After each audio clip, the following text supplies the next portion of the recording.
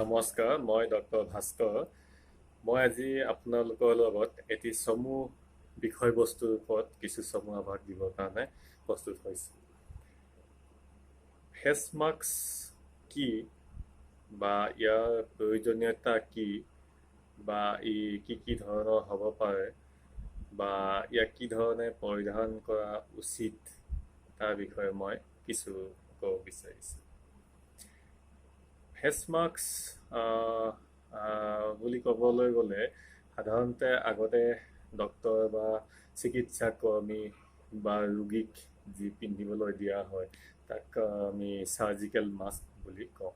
কিন্তু বৰ্তমান পৰিস্থিতি যি COVID-19 পেণ্ডেমিক চিটুৱেশ্যনত আমাৰ মাস্কৰ প্ৰয়োজনীয়তা বৃদ্ধি পাই অহাৰ লগে লগে অকল চাৰ্জিকেল মাস্কেই নহয়, ইয়াৰ অলপ উন্নত ধৰণৰ N95 যি মাস্ক বা আমাৰ ঘৰুৱা শিপিনীয়ে তৈয়াৰ কৰা আমাৰ ঘৰুৱা বা থলুৱা মাস্ক ইত্যাদি বহুলভাৱে ব্যৱহাৰ হৈ আছে। সাধাৰণতে এই COVID-19 পেণ্ডেমিক চিটুৱেশ্যনৰ আগলৈকে সাধাৰণতে আমাৰ সৰ্বসাধাৰণ মানুহে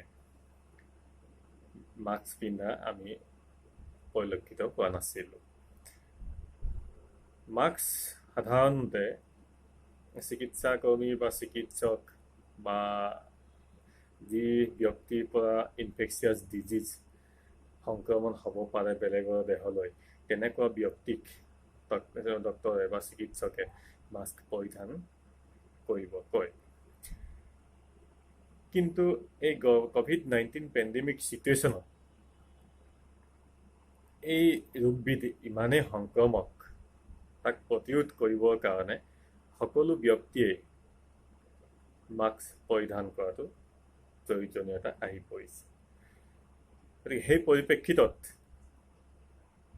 সকলো ব্যক্তিয়ে নিজকে সুৰক্ষিত ৰাখিবৰ কাৰণে মুখমণ্ডল আৰু নাক ঢাকি ৰাখিবৰ কাৰণে যিবিধ আহিলা প্ৰয়োজন তাক আমি মাস্ক বুলি কওঁ।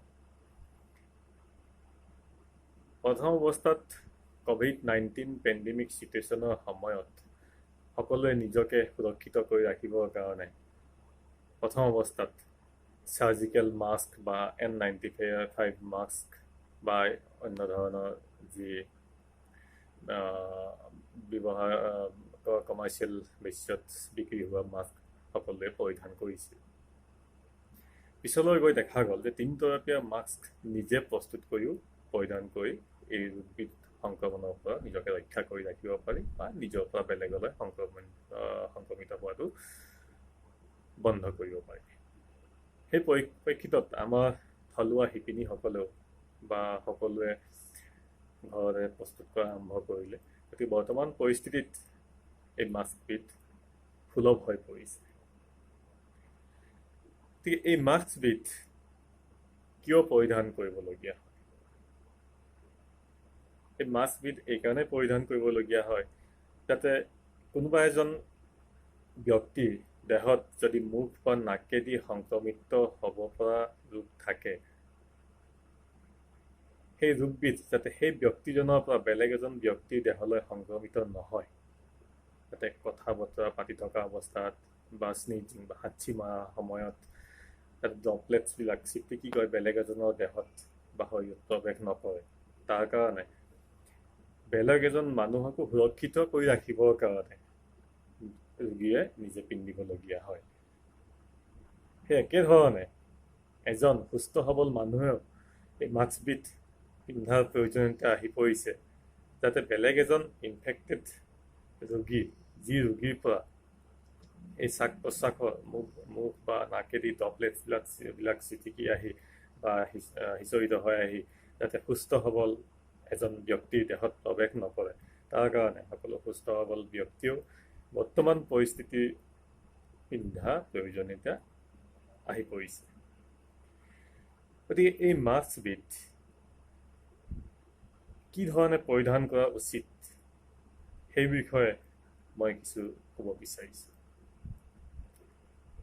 সাধাৰণতে আমি মাস্কবিধ পৰিধান কৰোঁতে আমি এই ক্ষেত্ৰত গুৰুত্ব দিব লাগে যাতে আমাৰ মুখমণ্ডল, ঘাইকৈ আমাৰ মুখ বা আমাৰ নাকৰ ঠাইখিনি যাতে সুৰক্ষিত হৈ থাকে, সেইখিনি ঠাই যাতে কাভাৰ কৰি থাকে, যাতে সেই বিষয়ৰ ওপৰত আমি অধিক গুৰুত্ব দিয়া উচিত। বহুতো ব্যক্তিক দেখা যায় যি ব্যক্তিৰ এই মাস্ক পিন্ধা অভিজ্ঞতা বা অভ্যাস আগতে নাছিলে, তেওঁলোকে মাস্ক পৰিধান কৰে বাধ্যতামূলক বুলি ভাবি, কিন্তু মাস্কবিধ পৰিধান কৰোঁতে তেওঁলোকে মুখমণ্ডলত ৰাখে কিন্তু নাক তেওঁলোকৰ এক্সপ'জ হৈ থাকে। গতিকে তেনেকুৱা ধৰণৰ ব্যক্তি নিজৰ কাৰণেও বেয়া বা বেলেগৰ কাৰণেও বেয়া, যিহেতুকে তেওঁ আধাখিনি মুখমণ্ডলে ঢাকি ৰাখিছে। গতিকে যদি তেওঁ নাকৰ পৰ্চনখিনিও যদি ঢাকি ৰাখে, তেতিয়াহ'লে তেওঁ নিজেও সুৰক্ষিত হৈ থাকিব, আৰু তেওঁ যদি নিজে অসুখীয়া ব্যক্তি হয়, তেওঁৰ পৰাও যাতে বেলেগলৈ সেই ৰোগবিধ সুচৰিত নহয়, তাৰ কাৰণে নাকবিধো ঢাকি ৰখাটো অতিকৈ প্ৰয়োজন। আৰু কেতিয়াবা আমাৰ দেখা যায় বহুতো ব্যক্তিয়ে মাস্কবিধ সঠিককৈ পৰিধান কৰিছে, মুখ বা নাক সম্পূৰ্ণকৈ সুৰক্ষিত কৰি ৰাখিছে, কিন্তু কেতিয়াবা কথা বতৰা পাতি থকা অৱস্থাত বা অফিচত নিজে ব্যস্ত হৈ থকা অৱস্থাত কেতিয়াবা তেখেতে মাস্কবিধ খুলি থুতুৰিত লগাই থকা দেখা যায়। যিহেতুকে আমি মাস্কবিধ মুখমণ্ডল বা নাকৰ এৰিয়াখিনি কাভাৰ কৰি আমি সুৰক্ষিত কৰি ৰাখিব বিচাৰোঁ, আৰু আপুনি যেতিয়া বাহিৰত ওলাই যায় তেতিয়া আপোনাৰ ডিঙিৰ এইখিনি অংশত কেতিয়াবা বেলেগৰ ওপৰত ড্ৰপলেট ছিটিকি আহি লাগি থাকিব পাৰে, COVID-19 ভাইৰাছ আহি আপোনাৰ ইয়াতে লাগি থাকিব পাৰে। গতিকে আপুনি মাস্কবিধৰ ইনাৰ চাৰ্ফেচ, যিখিনি ঠাই আপোনাৰ মুখমণ্ডল আৰু নাকৰ অংশখিনি ঢাকি ৰাখে, সেইখিনি অংশ ঢাকি ৰখা ঠাইখিনি যদি আপুনি থুতুৰিত লগাই থয়, আকৌ যদি পিছত আপুনি সেই মাস্কবিধ নাক আৰু মুখৰ অংশখিনি ঢাকি ৰখাৰ কাৰণে আপুনি আকৌ ওপৰলৈ উঠাই লয়, গতিকে আপুনি মাস্কবিধ নিজকে সুৰক্ষিত কৰি ৰাখিবৰ কাৰণে আপুনি পিন্ধিছে, কিন্তু ক'ব নোৱাৰাকৈ আপোনাৰ এই ডিঙিৰ অংশত লাগি থকা ভাইৰাছ এক্সিডেণ্টেলি আপোনাৰ মাস্কৰ ভিতৰৰ পিনে লাগি থকা বাবে আপোনাৰ মুখতো লাগিব পাৰে, আৰু সেইধৰণে এই ভাইৰাছবিধ COVID-19 ভাইৰাছ বা বিভিন্ন ধৰণৰ ড্ৰপলেটছৰ দ্বাৰা সংক্ৰমিত হোৱা ৰোগ আপোনাৰ দেহত প্ৰৱেশ কৰিব পাৰে। আপুনি ভাবিব পাৰে মইতো নিজে সুৰক্ষিত হৈ থকাৰ কাৰণে মাস্কবিধ পৰিধান কৰিয়ে আছোঁ, কিন্তু কি ধৰণে সোমালে? এনেকুৱা সৰু সুৰা কিছুমান ভুলৰ দ্বাৰা এনেকুৱা ধৰণৰ ভাইৰাছ বা সংক্ৰমিত হোৱা যিবিলাক ৰোগ আপোনাৰ দেহত প্ৰৱেশ কৰিব পাৰে।